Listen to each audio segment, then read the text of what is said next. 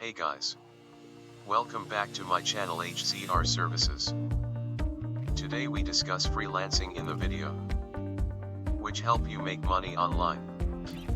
Before we start, please subscribe to my channel and hit the bell icon. What is freelancing? How to find freelance jobs online. How to find clients in your city. Whether you're a new developer or you've been in the game for a while, you might be thinking about doing some freelance work. If you're thinking about striking out on your own, you'll likely have two questions. First, you may ask, what is freelancing? This is understandable, given that the phrase can mean different things to different people. The second question you might have is how you can get clients. This is, of course, important, since working for yourself without having any customers will result in you looking like this. The good news, if you're thinking of spinning up your brand, is that if you go about it right, then you can wind up looking like this. So, with all that said, let's first answer the question, what is freelancing? And then, let's talk about how to get clients online as well as locally in your city. First, I'll give my personal opinion as to what it means to be a freelance developer. Second, I'll share my thoughts on getting the customers once you've struck out on your own. I'll break the latter of these points into three parts. First, I'll discuss the tasks you should complete before you even begin attempting to get customers. Next, I will go over how to get clients through your online presence. The third part will cover ways in which you can get customers locally in your city. Here's a quick roadmap of this video so that you can jump to a particular section. What does it mean to be a freelance developer? What to do before you try to get new customers? How to get new customers online? How to get new customers in your city or local? So let's get to it. What does it mean to be a freelance developer? The term freelance has been thrown around a lot in today's society. So much so that it has become a buzzword that can mean different things to different people. If you're thinking of striking out and doing your own thing, then being a freelancer can mean one of two things. First, you may be considering creating your side hustle. Second, you may be thinking of actually being self-employed. Let's look at each of these in turn. Some people choose to hold a steady job while running a development business on the side. Going out on your own can be a great way to supplement your current job. You may also have a non-software related job that you want to keep, but you would like to be a part-time developer on the side. In either of these cases, your business is a part-time activity. Since you already have a full-time commitment, it's unlikely that you'll work with more than a few clients at a time. When going this route, getting customers is still important. So the tips below will apply to you even though you're not necessarily trying to scale up your business. One of the downsides of going the side hustle route is that it means working a full-time job while trying to run your business. While this comes with the benefit of having a steady income, it comes with the downside of being busy. Going this route tends to result in Friday only, meaning 2 more working days before Monday. It also comes with the stress of not responding to your customers right away because you have your main job to deal with. These are just some of the ups and downs of going this route. Some people may choose to make their development business their sole occupation. Many individuals either leave their current software job or start their development career by working for themselves primarily and not as a side hustle. This allows you to focus more on the development of your products and to work for your customers. As a result, you have much more flexibility with your schedule since you're not juggling a full-time job. Some who go this route are attempting to grow as much as possible, while some are just hoping to maintain a steady stream of income and have a flexible lifestyle. Focusing solely on your own thing can result in having a much higher income. This is because I, and many others, find it easier to make more when working for yourself than when working for a paycheck from a company. However, the biggest downside of going this route is the fact that you have no other income stream. This means that your income will be unsteady at best. You may have noticed that neither of the descriptions mentioned earlier mentioned employees. That's because once you get to the point of having employees, you're no longer a freelancer, you're a business owner. In a future article, I'll discuss how to scale your freelance gig into a full-fledged business. Which route you decide to take is really up to you. Remember that it's important to base your choice on your situation, preferences, and what you want going forward. Now let's talk about what going forward looks like. What to do before you try to get new customers. The best way to grow your business is to do a good job for your existing customers. But before you can worry about that, you have to set up your branding. Not setting up branding, which I'll discuss in a moment, means that you go out and try to get business before potential customers might be willing to take you seriously. Don't do that. So 2 tasks to complete before even attempting to get new customers are: understand the importance of repeat business and referrals, and set up your branding. Let's look at each of these in turn. Freelance developers must focus on existing customers if they want to grow their business. If you ask anyone who has their own business how to grow sales, they'll almost immediately start talking about marketing of some sort. In other words, they focus entirely on getting inquiries from people who haven't yet heard of them. These business owners often devote time and other resources to marketing, and, as a result, they take time and resources away from serving their current customers. I refer to this approach, in very technical terms, as wrong. When you take time and resources away from your current customers, those individuals or companies wait longer to get their product. They're waiting longer to hear back from you if they have questions and are less likely to be happy with the service they've received. In turn, they are less likely to call you for future work and are less likely to refer you to anyone.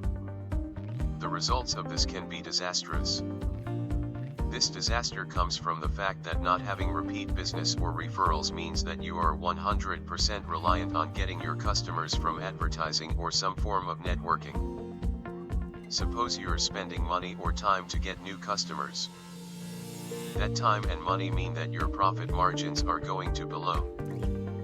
First, suppose you charged $3,000 for a website but spent $250 in marketing to get the customer. This means that your profit is only $2,750. Second, suppose you charge $3,000 and can complete the product in 15 hours.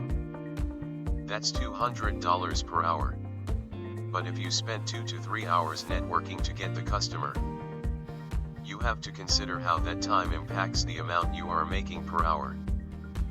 Incurring these financial costs and time losses means that you're going to struggle to make any money. This is not the case when you build up a referral base and repeat business base. Let's look at how things go when you focus on your existing customers first. Yes, you spend some form of resources to get a customer. But then that customer is likely to come back to you in the future when you need something else. This means you pick up additional work without spending any other resources. Second, they refer you to new potential customers, meaning that you get new business without expending any time or resources. This drives up your profit margins, leads to exponential growth, and helps you look like this. Building up a referral base means, again, focusing on your existing customers first. This approach is simple. If you have something to do, or something you can do, for a current customer, then do it. If you have time left over at the end of the week, then such time can be devoted to going out and trying to get new customers. I cannot stress enough how important it is to your growth to take a current customer first focus. Self-employed developers should establish their branding before trying to get new customers. The next thing you should do as a self-employed developer is establishing your branding before attempting to meet new customers. Understanding why requires you to put yourself in the role of a small business owner. Suppose you own the local bakery and someone comes in offering their website and app development services to the bakery. If the developer doesn't even have a website of their own, has no work portfolio, no online reviews, no business cards, and is using a personal email address for work purposes, the business owner isn't going to take them seriously. Instead, it is much better to get these things knocked out before even meeting a client. The first order of business is to build out the website for your business and display your work portfolio. In terms of putting together your site, you can do it yourself, or, to save time, you can use a template. For your portfolio, I'd suggest including at least 5 to 6 projects. If you haven't completed anything yet, then you can create mock-ups and include them. Having a professional-looking website and a portfolio of quality work makes you appear more legitimate to potential clients. The second thing to get done right away is to set up online review profiles for your business. Whenever a client is happy with you, it's important to ask them to leave you good reviews online. The presence of these reviews helps ensure that future customers are more likely to hire you. The two most important places to have review profiles, in my opinion, are Google and Facebook. This means that you need to start a Google My Business account for your new brand. You also need to create a Facebook page for the brand. When you've completed a project and the customer was happy with your services, you'll want to send them links to these profiles so they can leave you good reviews. The final step in being ready to market yourself is to set up a branded email, order business cards, and get a business phone number. For your cards, I would suggest going the simple route. This means using a service such as Vistaprint. Setting up your email is self-explanatory. How to get clients online as a freelance developer. If you have a quality web presence, it can result in an ongoing business stream for you as a freelance developer. However, when establishing your online presence, it is important that you go about it the right way. I strongly suggest that you invest in your web presence instead of spending time and resources on it, because this point investment is so crucial. It's the first point I'm going to discuss in this section of this article. I'll then discuss optimizing your website for your local market and then briefly make a few additional points about getting online reviews. You should invest in your online presence as opposed to spending on it.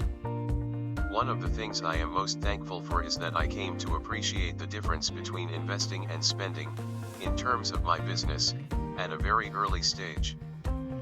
The concept is straightforward. When you invest in your web presence, you then own something at the end of the day. These owned items can take the form of blog posts, YouTube videos, and so on. You don't have to expend any more money or time to keep these assets, and no one can take them from you. Spending money on your web presence, by contrast, involves renting ad space from third parties. Investing in your online presence can result in your profits going up like this, while simply throwing money at it can result in a constant struggle and will make moving your business forward about as easy as actually getting somewhere on a treadmill. Let's look at why this is. One point I want to emphasize is that you can create content which you will own. I've spoken with many developers over the years who didn't write blog articles or create videos because they felt uncomfortable doing so. While I understand and appreciate this, it's crucial for you to realize that working for yourself means doing many things you don't feel comfortable doing. If you're unwilling to create web content that you own and choose to rely on ads, you will still be able to make money as a freelance developer. That money, however, will be nowhere near what you can earn if you choose to step out of your comfort zone a little bit and engage in regular content creation. So, with that said, let's move on to building out your web presence. You must optimize your web presence for a target market. I've seen many independent developers put together a website for their business without making sure it's targeting a preferred market. Instead, such websites tend to be overly broad or vague. Such a website may simply say, "I'm a developer who builds stuff for the web," or something of the sort. They then link to a portfolio of various projects, list languages, and frameworks that they are familiar with, and that's it. Instead, it's best to identify a market you can reach through your website and optimize your site for it. I focused my web presence solely on my home state for two reasons. First, if I were trying to compete for Google searches on a national scale, the competition would be absurd. I was going after my home market is a lot more practical. Second, while I get many calls from out-of-state clients and build products for people all over the country, there are a large number of people who want to stay local when looking for a developer. My website focuses on website or app development instead of broadly conveying everything I could conceivably build. Does my approach result in my website reaching all potential customers for all of the work I'm willing to perform? No. Does it get a high percentage of the people I'm targeting for specific work? Yes. This results in my getting more business through my website than many freelance developers get through theirs. This is why I choose my approach over one. Which makes it sound like the developer can do nearly anything for anyone regardless of where they are. You must ask satisfied clients to leave you online reviews. I mentioned above that it is important to set up online review profiles for your business. When you have completed a job for a customer, it is important that you ask them to leave you a review. The reason for this is simple. The better reviews you have, then the more you will receive contacts through your website. While having a good reviews bank doesn't make more people land on your site, it does make a higher percentage of your website visitors pick up the phone and call. Let's look at a few quick do's and don'ts when getting reviews. When getting reviews, the first thing to remember is not to ask a client for consideration unless you are certain they will leave you a good one. You may have just read that sentence and are now thinking, "Duh, but trust me," and you would be surprised at what some people do. Second, it's not enough to ask the customer to leave the review. If you want them to do it, you need to call the client and talk to them about going you a check. If they are willing to do it, you then want to email them links to your review profiles.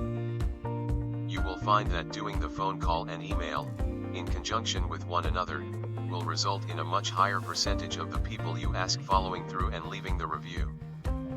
Otherwise, you'll ask, request, and ask, and few customers will ever actually do it. I can't stress enough how important a bank of good reviews is to growing your business. Also, just as with web assets that you own, those good reviews can't be taken away and don't require you to pay out money each month. Now let's look at ways to get work in your local market which don't involve your website. How to get local clients as a freelance developer. As I explained above, a web presence will bring in quite a few local clients. There are other things you can do, however, to get clients on the local level. These things include talking to larger development shops about outsource or contract opportunities, going out and talking to potential customers one-on-one, and attending networking functions. Let's take a quick look at each of these methods in more detail. There are more opportunities than you might realize when it comes to picking up work from other developers. Larger dev shops, which work on large-scale projects, often are willing to outsource a small component of the project. There are several reasons for this. First, they may have a one-time project with which they need help. It may not make sense to hire someone for that one particular thing, so it makes sense to outsource. Second, a larger shop may be in a middle area where they are too busy for the staff they have but not active enough to hire. Again, someone in this situation may outsource. It is common for freelance developers to get work from larger shops who find themselves in this situation. The best way to start getting this type of contract work is to reach out to the larger dev shops in your area and introduce yourself.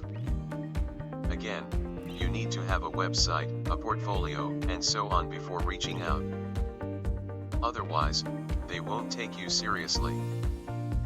Many freelancers who reach out in this way make what I think is a mistake in that they simply send an email to the head of the larger dev shops. Instead, you want to make sure you are more personal in your approach. I would suggest calling the head of operations on the phone, explaining who you are, and asking if you can send over a cover letter and resume stating that you are available for outsourcing work. And, importantly, don't stop there. If the developer doesn't send you anything right away, I will follow up over the phone once a month. Until you've been bugging them for a solid year, or until they've told you to go away, keep following up in this manner. By showing that you are organized and persistent, you'll manage to get work in this way. Another great way to get customers in your city is to meet them one-on-one simply. This means walking into local businesses and discussing web services, and so on. Again, many developers who do this tend to go about it wrong. Don't just go door to door. Make a list of the businesses you intend to visit and research them. Look to see if they have a website, organize your thoughts as to how their current web presence can be improved, and also take the time to research their competition. Being informed when you go to meet someone will go a long way. Also, as with local dev shops, do not be shy about following up until you are specifically told no. A third option for getting local clients is to attend networking events. This is something that I've suggested before in prior Free Code Camp articles. This is a good option for quite a few freelancers as many don't feel comfortable with the more direct approach I just described above. Conclusion. By no means is this meant to be an exclusive guide for how you can get business, both online and in your community. However, the methods and approaches I've described above have worked for me in my industry and have led to my previous brand being acquired. The last point I'll make is that your web presence and local reach result from the amount of effort you put into it. If you are willing to step out of your comfort zone and put time into the methods described above, you'll be ahead of your competition. Thank you for all of you watching my video. If you like the video, then you like the video and post a comment.